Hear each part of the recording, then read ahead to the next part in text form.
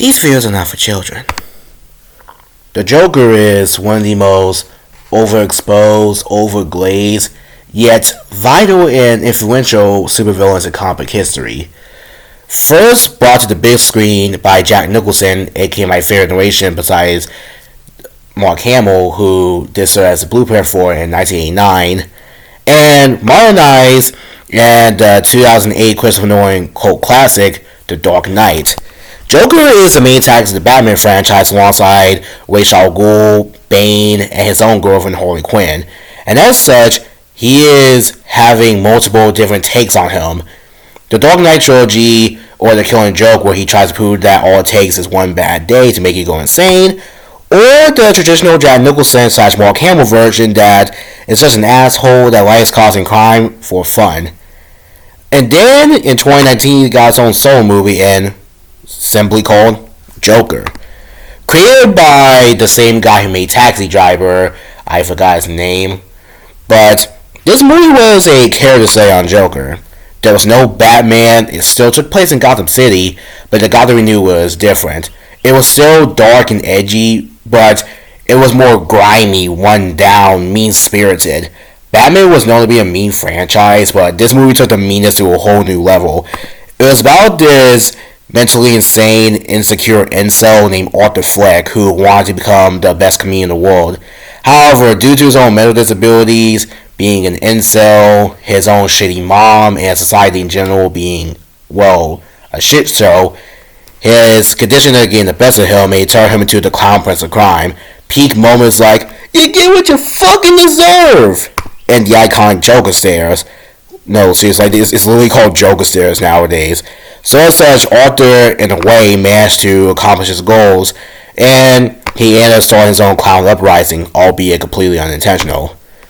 This movie was pretty much the ultimate incel movie, but a nice little take on the Joker. Although people got the wrong ideas of this movie, like, this movie was originally in controversy because people thought it would inspire us to do crime, which I don't know why you would get that from a fucking Joker movie, but you do you, I guess.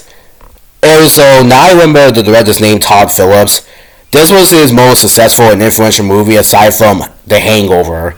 Yes, this guy who made this movie made The Hangover. You know that trilogy where the only good film was the first one and no one talks about the rest? Yeah, well, we're actually going to repeat a pattern here. So here's the thing with Joker. Joker made a lot of money. And, well, 2024 happened, and we got to release a Joker Filet-O-Fish. It's actually called Joker Follow-Ya-Do, but I call it Joker Filet-O-Fish because I think it's funny. And, well, here's the thing. During this time period, DC and Warner Bros. Were not the best. We got Suicide Squad killed a Justice League that killed the Arkham franchise, the Harley Quinn Fort comic.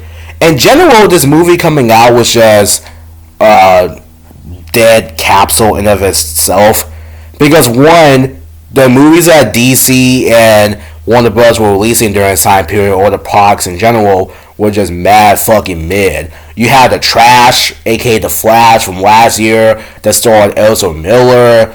You got the aforementioned Suicide Squad.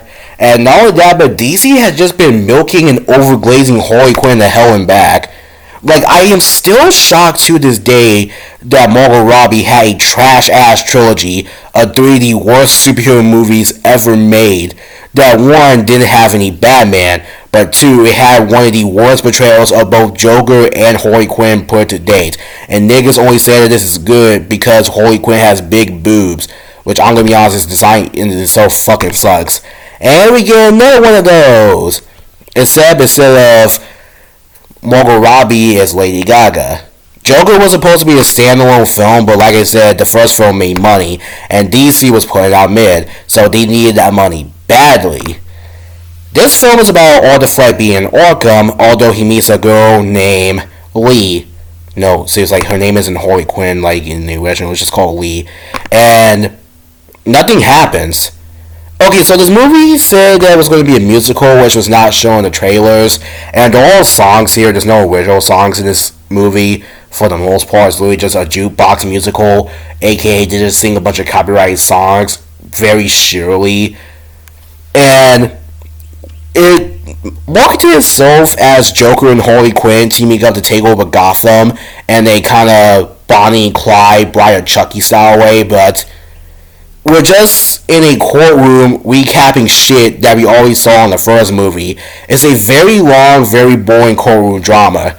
This movie takes place in two locations, the courtroom and Arthur's cell in Arkham Asylum, and that's it. The trailer show, the Harley Quinn and Joker show, them taking over the Arkham Hotel. I get that this isn't really a Batman movie, which first of all, Batman's been on project and sell well ass. Like, you got the 2004 Catwoman movie where there was no Selena Kyle or Bruce Wayne, and that movie was fucking terrible sex appeal. The aforementioned god-awful Margot Robbie movies where apparently swearing, big boobs, and edginess is peak comedy for 3 films were the worst on-screen Harley and Joker to date. And now we got this, where they gave false advertising that Joker and Harley were going to rise up together. Where one, Harley Quinn has no character development, so since she has no character development, there is literally nothing here to bond with or pull from. Instead of Joker being the abusive one, Harley's the abusive one, where Arthur generally loves Harley, but Harley only loves the Joker, so she breaks up with him. Which, that's an interesting take, since, as I mentioned before, Harley Quinn is a god-awful person like the Joker too. Actually, both creates attention in the worst way possible. But there's just no fun stuff here. Where's the explosions? Where's the anarchy? Where's the threat? Like, seriously, there's no threat of Joker and Harley here. Because even though this is a different take, this is still Joker and Harley Quinn, the main attacks of Batman. There was no fun stuff. There was no threat at all. And then, spoiler alert for the end of the movie, but I'm just going to go ahead and say this. So, Arthur Fleck is found guilty, no shit. After a botched escape, which leads to his breakup with Harley, an inmate comes, tells him a joke, but then it was actually a trap so he can stab him in the stomach multiple times. He fantasizes about Harley being near him when he dies, but in actuality, he dies alone in Arkham. And then the guy in the back cuts his face like Heath Ledger Joker, and he presumably becomes a new Joker. Yeah, everyone ragged on that ending for being shit. Yes, it is in fact shit. God awful even. Main villain, arch nemesis of Batman, goes out like that. And speaking of Batman, there's also another thing that bugs me. So Bruce Wayne appears in the series, but like he's a little boy. And even though Arthur did survive, he and Harley would be way too old to fight Batman. Harley Quinn is still alive at the end of the movie because DC milks his bitch like no other. And during the court scene where they escape, the supporters blow a hole in the wall and it turns the District Attorney Harvey Dent into Two-Face. However, even though Harley, Two-Face are still alive and there's a new Joker, they're all going to be too old to fight Batman because Batman's going to be a little kid while they're already adults. And I don't know if the villains have this thing where they decay, because in the DCAU and some of the comics, some of the villains have this thing where they decay over time due to their transformation or their condition. Like, for instance, in the Arkham series, Joker becomes more and more sick because the blood in his body that was altered when he became the Joker from the bad chemicals started killing him and infects others. Ra's al Ghul's age is extremely old, and in some iterations, the Lazarus Pit starts tearing up his body and starts losing its effect on him. Bane's body becomes more manic and weakened and hardened and frail because of the overdose of venom.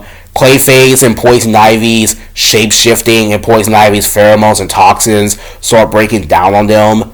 I don't know if it's the same in this universe, but even if they did survive, their conditions would have most likely killed them by the time Bruce Wayne became Batman. Either that or they would have became really old. So yeah, sorry this was a quick vid, but I just wanted to make a video on this. DC needs to take a break from the Clown Prince of Crime and Harley Quinn. This movie's flop wasn't anything to pull from. There are other villains, there are other characters. Can we stop milking these two? Because for the love of God, every new project they've been in, aside from Absolute Batman, has been ass. I love me some good old Joker, but there is a time and a place. And there doesn't need to be all the time in any goddamn place. Please.